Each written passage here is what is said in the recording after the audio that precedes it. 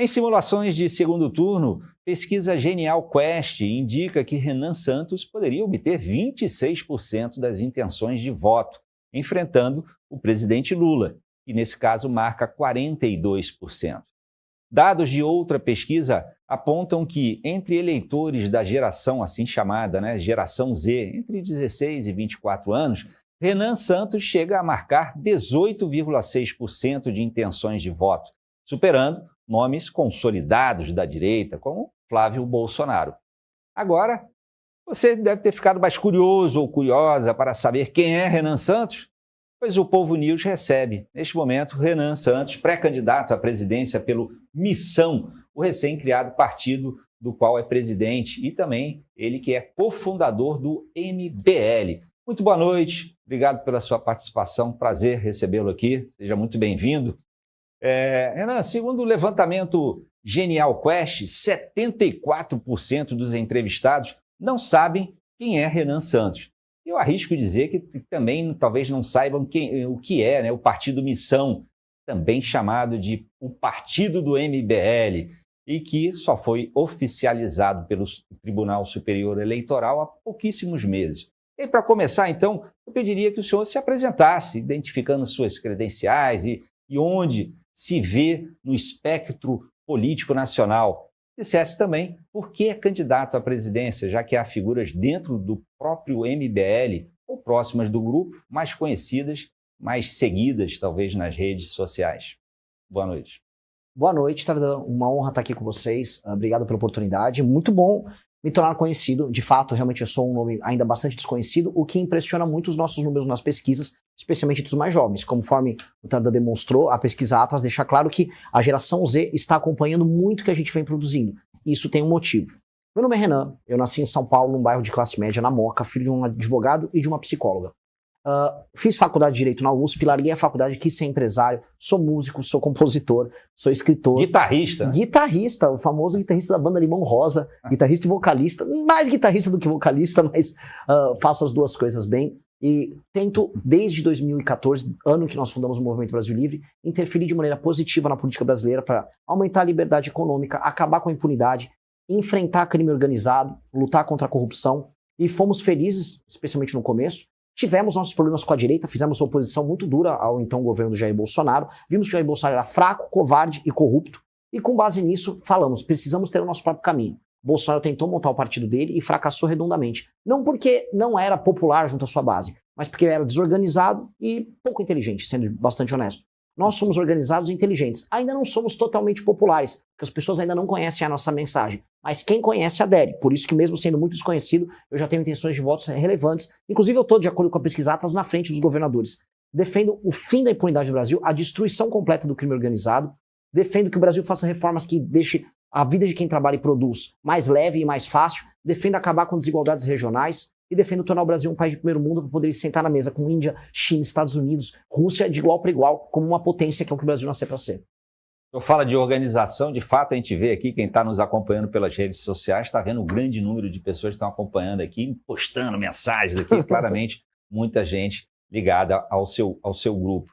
E aí, como eu queria tocar nesse ponto, que o senhor claramente demonstra assim, um maior potencial, talvez em alguns segmentos específicos do eleitorado.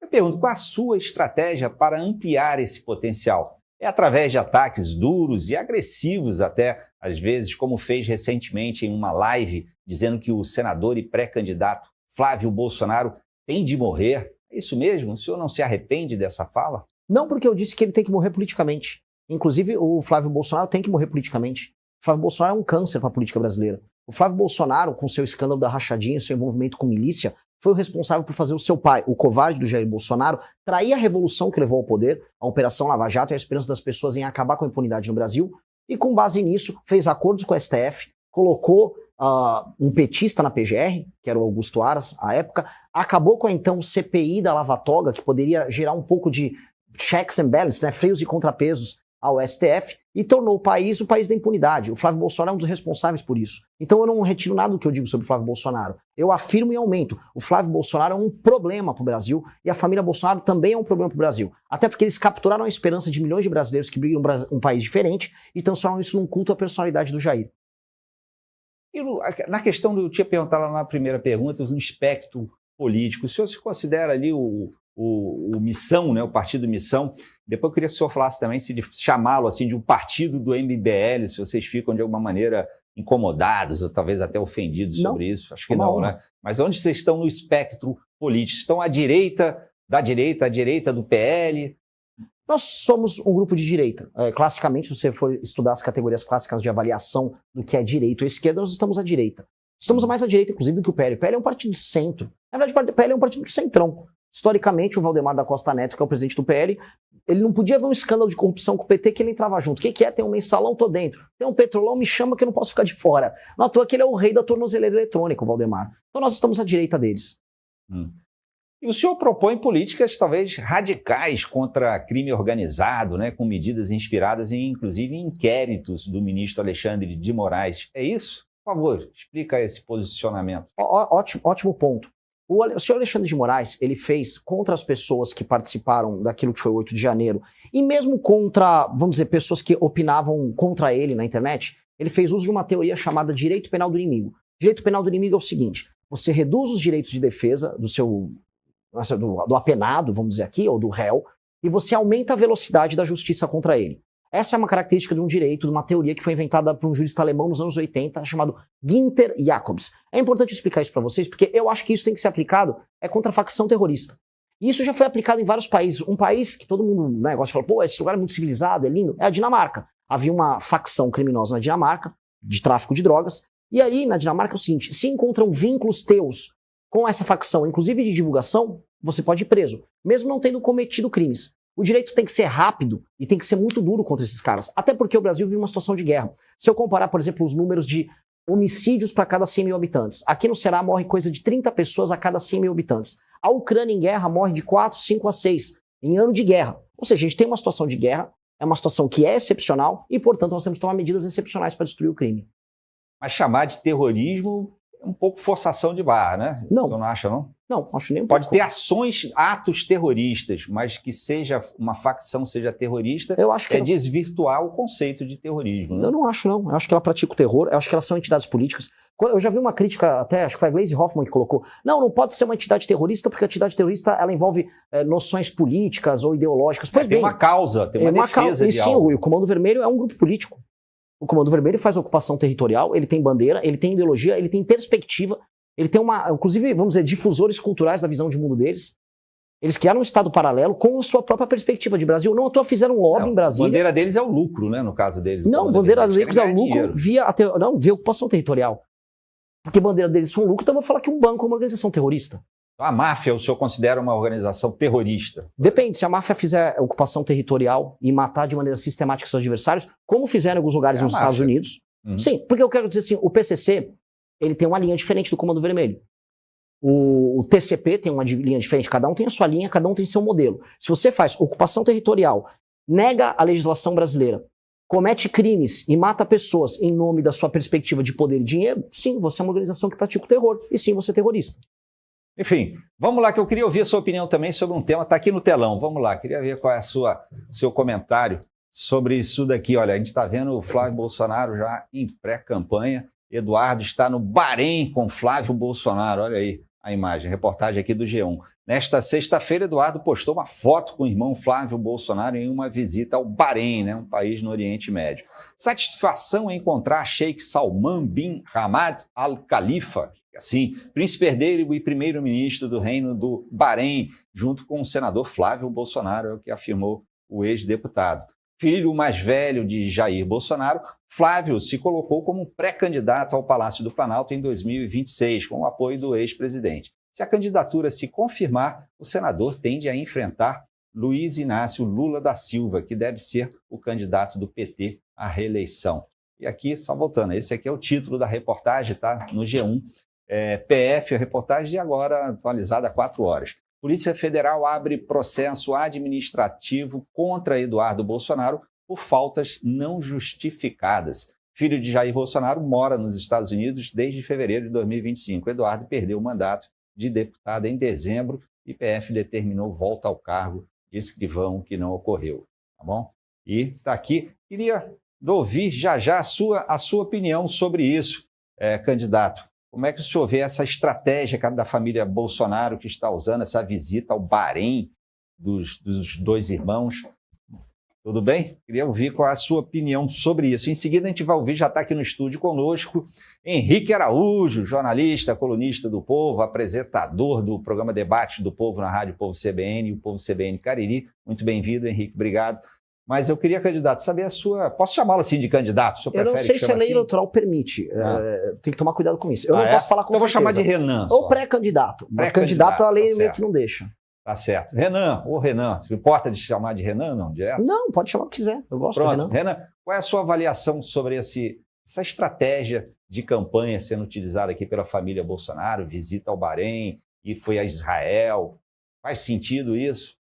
Eu acho que não fede nem cheira, a não ser que eles estejam buscando financiamento. Eu soube que o Flávio foi até os Estados Unidos para tentar obter financiamento junto a um determinado grupo da direita americana, mas eu acho que não fede nem cheira. E o Eduardo Bolsonaro costuma visitar o Oriente Médio, às vezes com desculpas, né? A última vez ele levou um pendrive, na época da Copa do Mundo. Alguns pendrives, né? Ele disse que tá... Não, é o homem do pendrive. Ele gosta de um pendrive como justificativa para faltas durante Copas do Mundo e eventos dessa natureza. Então, eu acho que não faz nenhuma diferença para ele. Tá certo. Henrique Araújo, convidar aí para participar da conversa aqui com o Renan, chamar assim. Diga lá. Bom, boa noite, Tardan. Boa noite para quem está acompanhando a gente aqui no Povo News segunda edição. Boa noite ao pré-candidato, ao Renan. Eu queria saber como é que ele está lendo esse cenário do ponto de vista nacional, né? O PSD fez um movimento muito importante, filiou o Caiado, e há uma sinalização ali que me parece irreversível do Tarcísio de Freitas em relação a uma possível candidatura. Eu quero saber se a tendência, de fato, segundo ele, é que haja algum tipo de polarização ali entre bolsonarismo e lulismo, que seria um repeteco de 2022, ou se tem espaço aí para algum tipo de candidatura que escape dessas duas margens, né? Se tem uma candidatura, ele levantou a mão. Não, o que eu posso dizer, assim, antes de ser pré-candidato, eu era analista, tinha um programa diário de análise renais, e eu ficava pensando em fazer leituras desse jogo. O Kassab, ele quer ter uma estratégia que eles chamam de antifrágil, que é o seguinte: ele não vai perder em nenhum cenário, que é uma estratégia clássica que o MDB, antigo PMDB, fazia, e que ele está fazendo agora com maestria. Eu não acredito nesse tipo de estratégia, enquanto dirigente partidário, acreditar que partidos têm que ter posição. Você não pode ser Lula e oposição ao Lula ao mesmo tempo, mas ele está conseguindo isso. É o famoso Kassab de Schrödinger, né? Ele é e não é ao mesmo tempo, é um conceito filosófico. Mas nesse sentido, eu acho que ele vai desenhando um caminho em que ele vai aguardar até mais ou menos maio ou junho para definir se terá um candidato para marcar posição ou se ele vai conseguir fazer o vice do Lula. E ele tem bons nomes para fazer o vice do Lula. Tem o Paes, ainda que ele tenha uma eleição certa para o governo do Rio de Janeiro. Ele tem o Leite e ele tem ele próprio. Dizem que ele não quer, mas ele foi já vice antes e virou prefeito. Então, nunca duvidem da capacidade dele fazer isso. E isso abre caminho, a meu ver, para a nossa pré-candidatura, porque hoje os governadores atrapalham um pouco a minha subida. Na pesquisa da Atlas, eu já ultrapassei o Ratinho e já ultrapassei o Zema e estou empatado com o Caiado. Acho que o Caiado não será candidato em nenhuma hipótese. E aí, agora eu tenho um caminho para buscar o Flávio. Renan Santos, queria te perguntar o seguinte: como é que o senhor está acompanhando esse caso do Banco Master? Hoje a gente já comentamos aqui hoje que parece que está envolvendo as apurações, né? Estão envolvendo pessoas com foro privilegiado, talvez parlamentares, enfim. Como é que o senhor acha que esse banco, o quanto esse caso do Banco Master pode influenciar as eleições à presidência deste ano? Acho que vai influenciar muito. Eu acho que é o maior escândalo de corrupção que eu já acompanhei. Olha que o MBL surge, né, com a gente lutando ali a favor da Operação Lava Jato, contra o que a gente chamava de petrolão. O Banco Master, ele assusta não só pelo volume de dinheiro, mas também pelo volume de contatos que o senhor Vorcaro desenvolveu, pela natureza quase cômica das festas que ele organizava e muita coisa que pode vazar ali do celular dele. As implicações disso são gigantescas, porque, sejamos honestos, o STF está implicado, o PT, a começar pelo PT da Bahia, começou a ficar implicado nessa história. Parte do bolsonarismo já foi tangenciado ali, e algumas igrejas evangélicas já foram tocadas, maiormente a Igreja Lagoinha. Quando a gente vai abrindo o espectro, você vai encontrar ramificações disso, inclusive no escândalo do INSS. Então, quando a gente olha toda essa história, eu acho extremamente grave. A República está implicada. E o problema disso de um lado, alguns dizem, se investigar de verdade, a República cai. Mas o problema é que se não investigarem, a República cai também. por falta de total e completa credibilidade. Ou seja, eles vão ter que manter muitas coisas absurdas funcionando para que o senso de república, ou a sensação falsa de república, continue de pé. Então, vai interferir nas eleições, muito. A meu ver, tem implicações muito grandes sobre os dois campos, mas, e em especial sobre o Centrão, que pouca gente está conversando, mas os principais líderes do Centrão estão muito implicados nisso, porque eram os principais lobistas do senhor Daniel Vorcado. Então eu acho que será um tema central. A gente convocou manifestações já contra os envolvidos no caso do Banco Master, inclusive quinta-feira que vem tem manifestação em São Paulo, lá na frente do Banco Master, e vamos exigir mais pressão, até porque tem muita gente importante que ainda não apareceu, e vai aparecer. Okay. Henrique Araújo. Para candidato, a gente tem aqui um cenário interessante, uma disputa praticamente nacionalizada. O Ciro Gomes, que já foi candidato à presidência da República algumas vezes, está cotado para concorrer ao governo do Estado. O governador é um aliado do ministro Camilo Santana, que vai deixar o Ministério da Educação para ficar ali à disposição do partido, do próprio governo, seja para concorrer, seja para disputar algum outro cargo. Eu queria saber como é que você vê o cenário aqui do Estado do Ceará, se tem um palanque em vista, né, já que uma candidatura presidencial precisa de palanques fortes nos estados. Queria saber também como é que você vê, num olhar mais ampliado, o Nordeste. O Nordeste sempre foi uma região que foi fiel da balança nas eleições. Em 2022, o presidente conseguiu construir uma vantagem a partir dos 70% que ele obteve aqui no Ceará, de um número expressivo de votos na Bahia, no Piauí e no Rio Grande do Norte. Se tem algo pensado especificamente para a região Nordeste para tentar reduzir essa vantagem do Lula em relação aos seus adversários. Posso começar pelo final? Pode, claro. Nós já começamos a nossa pré-campanha pelo Nordeste. Até porque o nosso discurso, especialmente o meu, ao longo especialmente dos últimos 1 ano e meio, sempre foi sobre o Nordeste. Até porque a gente trabalha com a ideia e a tese de que resolver os problemas econômicos, sociais e políticos do Nordeste tem um efeito em cascata sobre o Brasil. A gente tem que retirar as amarras que impedem o Nordeste de se desenvolver plenamente. E esse é um tema recorrente nas nossas discussões. É inclusive um dos temas centrais, por exemplo, no nosso livro de programas, que é o Livro Amarelo. Então eu comecei a rodar o Nordeste, até para ver se as teses que a gente divulga são concretas no mundo real, no mundo fático. Então fui nas cidades pequenas, rodei esses montes de municípios pequenos, vimos experiências incríveis. Eu vivi desde o Porto Digital em Recife, que é sensacional, até cidades de 3 mil habitantes que simplesmente tinham que ser fundidas e se juntar com outras para serem, vamos dizer, do ponto de vista fiscal, viáveis. E eu estou conhecendo, estou entendendo e entendo que nós vamos crescer muito por aqui. A mesma pesquisa Atlas que nos deu 18% a 20% junto à geração Z, me coloca na região Nordeste melhor do que na região Sul-Sudeste. E eu cresço mais na região Nordeste do que em outras regiões. E faz sentido isso. O homem jovem da região Nordeste, ele está muito sem esperança. E o desenho institucional e a forma como as coisas se constroem para ele, aqui, é muito punitivo. É o crime organizado, é a incapacidade de arrumar empregos que permitam que ele construa uma vida, ser ambicioso, construir um negócio, construir família. Então, esse cara está frustrado e está procurando uma alternativa. E aí é ali que eu quero justamente criar esse diálogo, criar essa conversa. E vem sendo a coisa mais interessante que nós fizemos em muito tempo. E para mim, inclusive, em certa medida, um pouco da quebra da tal polarização. Eu estou indo na área do Lula. Eu discordo num ponto que o Nordeste seria o fiel da balança, porque o fiel da balança, a gente for falar igual nas eleições americanas, seriam os tais swing states, os lugares que viram de ano a ano. A gente pode falar de Baixada Fluminense no Rio de Janeiro, a gente pode falar, por exemplo, de Minas Gerais. Eu acho que aqui é um lugar consolidado dos votos lulistas, assim como o Sul, Sudeste era um voto consolidado da direita.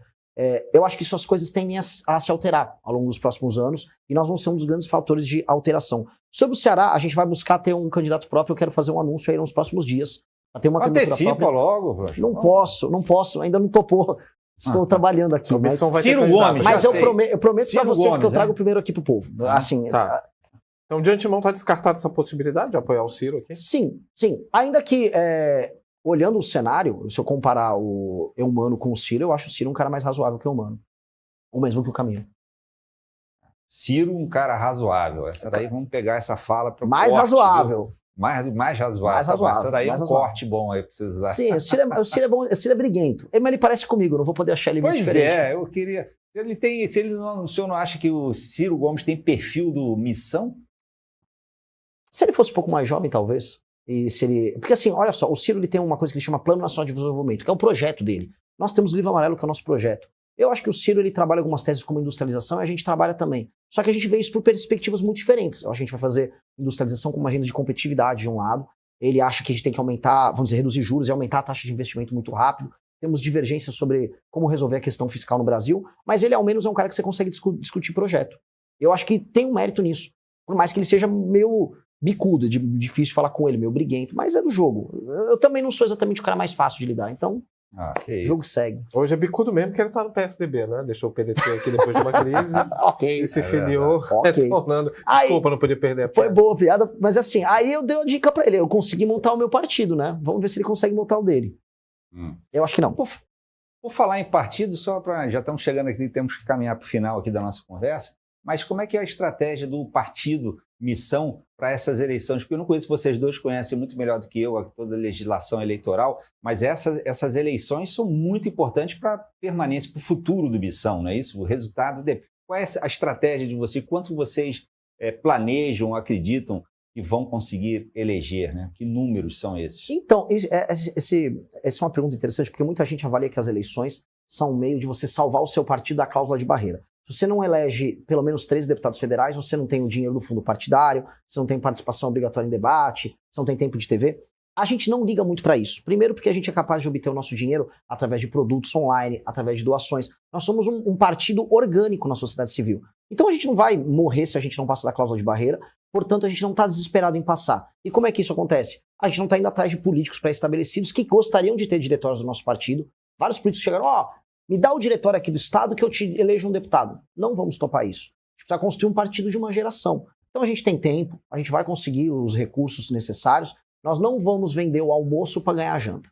Vamos trabalhar sério, vamos ter uma candidatura séria, e aí a gente vai ficar no debate público de maneira muito perene. Vamos estar nos próximos 10, 20, 30, 40 anos, fazendo sempre as coisas nesse padrão, pensando no longo prazo, sem ficar se desesperando. Eu sei que os nossos concorrentes, vários estão desesperados. Eu não vou entrar nisso. Muito bem. Henrique Araújo, você tem mais alguma pergunta aqui? Eu acho que tem um ponto que eu queria explorar, que é em relação ao Flávio Bolsonaro. Você falou que eventualmente pode procurar o Flávio Bolsonaro. Não. Aí, na campanha? Não foi no início da Não, quero derrotar ele. Quer derrotar, mas assim, no eventual segundo turno, caso não esteja lá, entendeu? Como é que você vê esse tipo de diálogo com o bolsonarismo? Eu só me vejo no segundo turno.